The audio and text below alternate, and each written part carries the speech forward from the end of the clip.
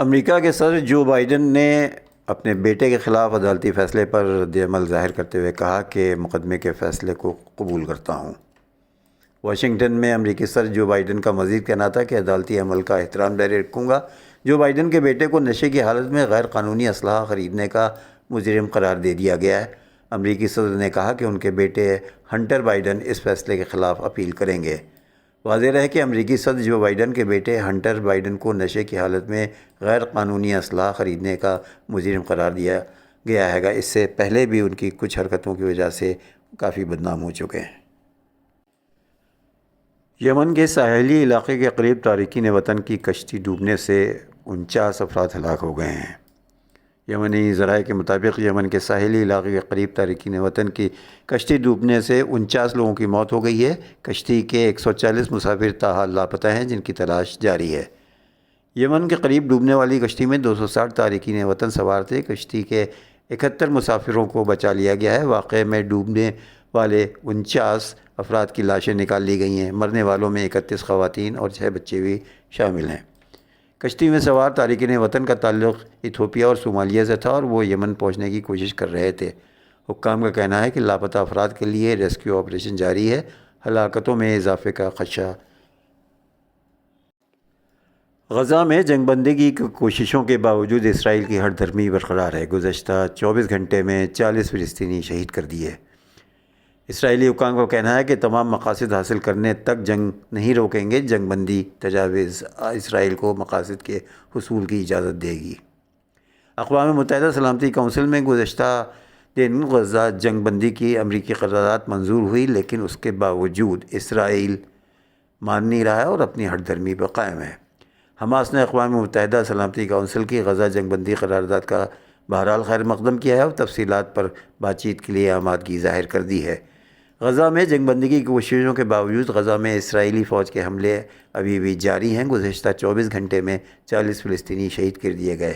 ادھر اسرائیلی فوج کی مقبوضہ مغربی کے کنارے میں بھی جاری ہے چھاپہ مار کارروائیوں میں مزید 6 فلسطینی شہید ہو گئے ہیں۔ فلسطینی مزاحمتی گروہوں کے جوابی وار میں رفح میں 4 اسرائیلی فوجی مارے گئے، جبکہ حزب اللہ نے لبنان کے حدود میں اسرائیلی ڈرون مار گرایا ہے۔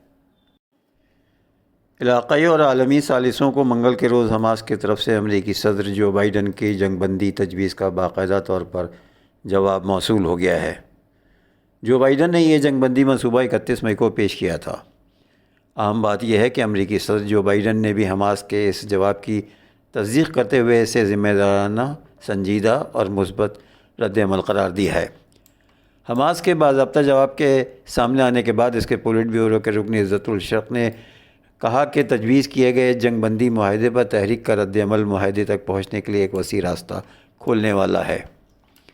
حماس کے ایک اور ذمہ دار نے کہا کہ حماس کی طرف سے دیے گئے رد عمل میں اس موقف کا اعادہ کیا گیا ہے کہ جنگ بندی غزہ میں دشمنی کے مستقل خاتمے، اسرائیلی افواج کے انخلاء، غزہ پٹی کی تعمیر نو اور اسرائیل میں فلسطینی قیدیوں کی رہائی کا باعث بنے گی۔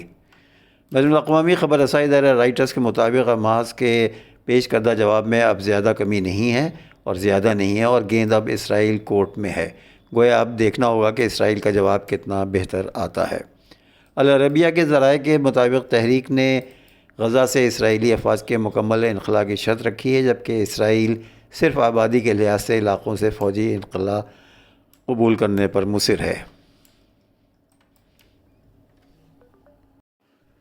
حماس نے پہلے کی طرح مستقل جنگ بندی کا مطالبہ دہرایا ہے، جبکہ اسرائیل نے مشروط یا وقتی جنگ بندی کی حد تک جنگ بندی کرنے پر آمادگی ظاہر کی ہے۔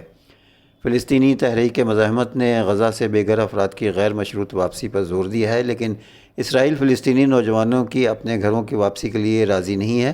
اس کا کہنا ہے کہ صرف 50 سال سے زیادہ عمر کے بچوں، عورتوں اور مردوں کو واپس اپنے گھروں اور علاقوں میں آنے دیا جائے گا۔ حماس نے خواتین فوجیوں کے علاوہ 18 سال سے کم عمر کے 33 اسرائیلی قیدیوں کو رہا کرنے کی پیشکش کی ہے اور کہا ہے کہ اگر یہ تعداد پوری نہ ہوئی تو اس کے بدلے میں ہلاک شدہ یرغمالیوں کی لاشوں سے پوری کر دی جائے گی۔ اسرائیل نے پہلے اس پیشکش کو بھی مسترد کر دیا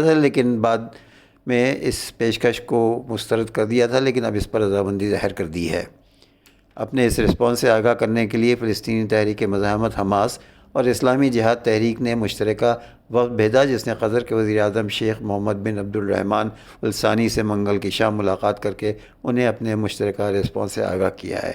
اس کے بعد مصر، قطر اور امریکہ تینوں نے تصدیق کی ہے کہ انہیں حماس کی طرف سے جواب موصول ہو گیا ہے۔ اور ایک خبر بالی ووڈ سے۔ Bollywood superstar Salman Khan کو ممبئی ہائی کورٹ نے فائرنگ کیس میں ملوث ملزم کی موت والے معاملے پر بڑا ریلیف دے دی ہے۔ عدالت نے حکم دیا ہے کہ فائرنگ کیس میں ملوث ملزم انوج تھاپر کی موت کی تحقیقات میں سے اداکار کا نام خارج کر دیا جائے۔ سلمان خان کے گھر کے باہر فائرنگ کرنے والے ملزمان کو اسلحہ سپلائی کے الزام میں پولیس نے انوج کو گرفتار کیا تھا اور 1 مئی کو جیل میں اس کی موت ہو گئی تھی۔ انوج کی والدہ نے اپنے بیٹے کی موت پر ایک کیس دائر کیا جس میں اداکار کا نام بھی شامل کیا تھا اور تفتیش کی درخواست کی تھی۔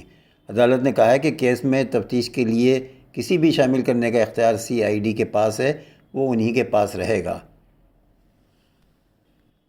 کویت میں ایک رہائشی عمارت کے کچن میں آگ لگنے سے 41 افراد ہلاک ہو گئے ہیں جبکہ کئی افراد کو بچا لیا گیا ہے۔ کویتی میڈیا کے مطابق جنوبی کویت کے شہر المنقف میں صبح کے وقت رہائشی عمارت میں آگ لگی۔ متاثرہ عمارت میں ایک کمپنی کے 160 ملازمین رہائش پذیر تھے، جن میں سے متعدد کو بچا لیا گیا ہے جو اسپتال میں زیر علاج ہیں۔ حکام نے بتایا کہ زیادہ تر ہلاکتیں آگ کے دھوئیں کے باعث دم گھٹنے سے ہوئی ہیں۔ ہم ہمیشہ کمپنیوں کو خبردار کرتے ہیں کہ بہت زیادہ ورکرز کو ایک جگہ نہ رکھا جائے۔ متعدد زخمیوں کی حالت نازک بتائی جا رہی ہے۔ آگ لگنے کی وجہ نہیں معلوم ہو سکی ہے اور اس حوالے سے تحقیقات جاری ہے۔ دوسری جانب کویتی وزیر داخلہ نے عمارت کے مالک کو کمپنی کے مالک کی گرفتاری کا حکم دے دیا ہے۔ دریاساں ہندوستان کے وزیر خارجہ جے شنکر نے اس دلخراش حادثے پر اپنے رنج و غم کا اظہار کرتے ہوئے کہا ہے کہ کویت شہر میں آتش زدگی کے واقعے کی خبر سے گہرا صدمہ ہوا ہے۔ اطلاعات کے مطابق 40 سے زیادہ اموات ہوئی ہیں اور 50 سے زیادہ اسپتال میں داخل ہیں۔ ہمارے سفیر قائم کیے ہوئے ہیں، ہم مزید معلومات کا انتظار کر رہے ہیں۔ انہوں نے کہا کہ افسوسناک طور پر اپنی جانوں سے جو لوگ ہاتھ دھو بیٹھے ہیں ان کے اہل خاندان سے ہمیں دلی ہمدردی ہے۔ زخمیوں کو جلد اور مکمل صحت یابی کی ہم دعا کرتے ہیں۔ ہمارا سفارت خانہ اس سلسلے میں تمام متعلقہ افراد کی بھرپور مدد کرے گا۔